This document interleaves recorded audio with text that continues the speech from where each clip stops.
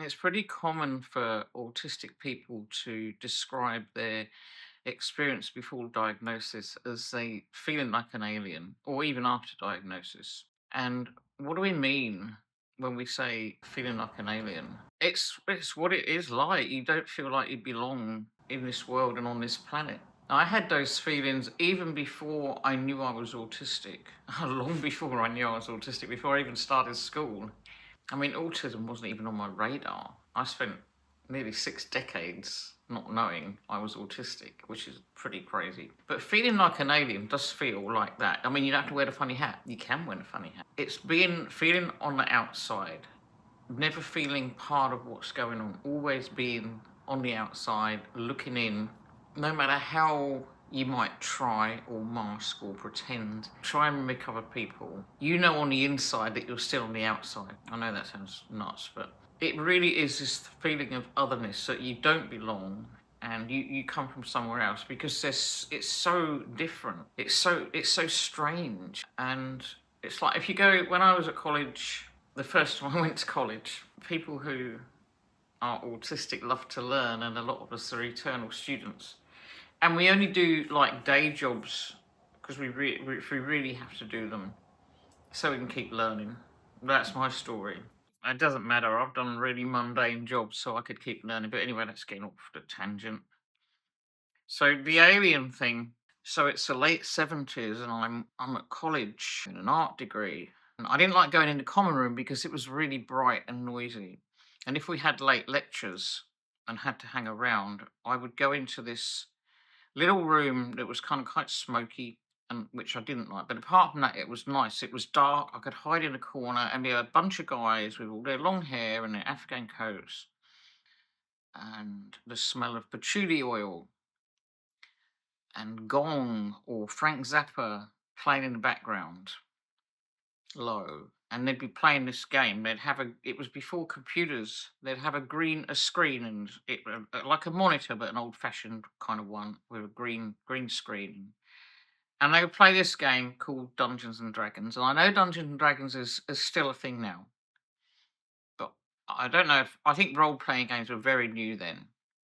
And I would sneak in there and no one really noticed me. That's what I liked. And I could hide in the corner. And I loved it. It was chill. The music was cool. They were playing this game. And I'm looking and I'm watching. And I haven't got a clue what's happening. It was a very, very black and white example of what it's like to feel this outside of this feeling like an alien, because they knew what they were doing. They'd read the rule book, they'd read the instruction book, they knew everything about the game, and they knew how to play it, and they knew how to move on through the game. I didn't. That's what it feels like. Everyone's got the manual, you don't have it. And okay, we don't have a manual. No one has a manual for life, but it feels like everyone does and we don't. Autistic people don't have the manual. And the harder you try to fit in, the more you realize that you are actually very much an outsider. And the more you have to pretend, the further outside you feel. And you might even look on the outside that you're kind of fitting in, but on the inside, you know you're not. You know you're very much outside. And that does sound convoluted. So there's this whole alien thing. And then a lot of the behavior traits that we have as autistic people contribute to this feeling alien. And it's like a snowball. It keeps gathering snow and getting bigger and bigger. And then you got a big alien snowball. Kind of sounds cool, really. Okay. So over 50 years of feeling like an alien, what's that like? You get used to it. But you don't stop. It doesn't stop. Diagnosis doesn't stop you feeling like an alien. And that doesn't matter. What matters is that you don't feel like an alien in yourself. This is, I think, why being diagnosed is really important. It was very important to me. Even now, I feel like an imposter. You wake up feeling like you dreamt it. That this concept of really, it still that does still feel alien, even to say it. I'm autistic. I still haven't gone into that door and put that uniform on and actually felt that I'm wearing it properly. It still feels a bit wrong, a bit too big, or a bit, I don't know. I don't know if that makes any sense.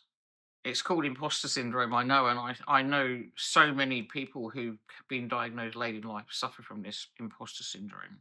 So that alien feeling continues, it doesn't stop. So when we're masking, it's like, we're hiding in plain sight. We're pretending to be something we're not. We're being extremely inauthentic to ourselves. And this creates an even stronger feeling of being an alien. Because if you can't be yourself, how can you feel like you fit anywhere?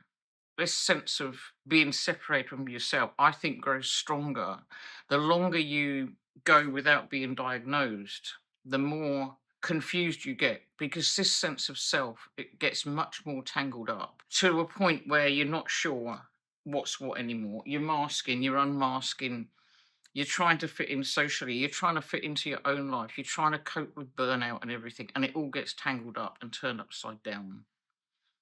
And the more you try and untangle it, the more alien you feel, because nothing really works. And I think losing your self identity, which is what happens to us, is, as I said, an even bigger problem than not fitting into society. Losing your sense of self is the worst possible thing.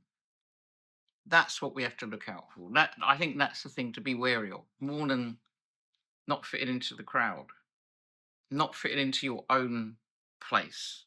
You've got to find out where that is. And when you get diagnosed after such a long time, it takes some doing. I'm still going through this thing. But there's a high cost. There is a very high cost to this masking that we do to in attempt to not be alien. And then there's the sensory stuff, the whole sensory issues of society and things. And when you're already tired from masking and feeling on the outside, this and you go out somewhere and you get this complete massive amount of sensory overwhelm with like noise and light and people talking, and you have processing disorders. It's even more alien, like they're talking not just another language. The sounds are not even familiar. Everything is very strange. So there's a lot to come to terms with. Feeling like an alien is an easy sentence to say, but there's a lot behind it. But I have some good news. Apart from the great big alien snowball that we're making here, some really good news is that when you do start to unmask, and I think it's more important to unmask to yourself than it is to anyone else. This is my personal take. When you start to unmask, and then you can tell other people, if you trust them, okay, I'm autistic. I'm not just weird, but I don't mind being weird. I can be weird. And then you can really embrace the weird, and you can really love being you. And if you want to wear funny alien headband things or whatever, you can. You can pretty much, as long as you harm no one else, you can just be you. You've given yourself the freedom to do that. It's okay to not just feel like an alien, but to be an alien if you want to. Unmasking, might talk about that next. But anyway, feeling like an alien, there's a lot behind it, a lot to it. And of course, when you're hiding, when you're not fitting, and then you're getting it all wrong and you're getting confused, you tend to hide a lot and you tend to isolate yourself from society. And the more you hide and the more you isolate, the more alien you feel when you actually do go out. I've been institutionalized, I've been hospitalized for up to a year at a time, not being able to leave. All of those things, when you go out into the outside world, you're like, oh my God, moonwalking, the noise, every car sounds like a jumbo jet engine. And of course, the more you shut yourself away and isolate, the harder and harder it is to go out, and the more alien it does feel when you do go. Oh, yeah, there's a lot to it. There sure is.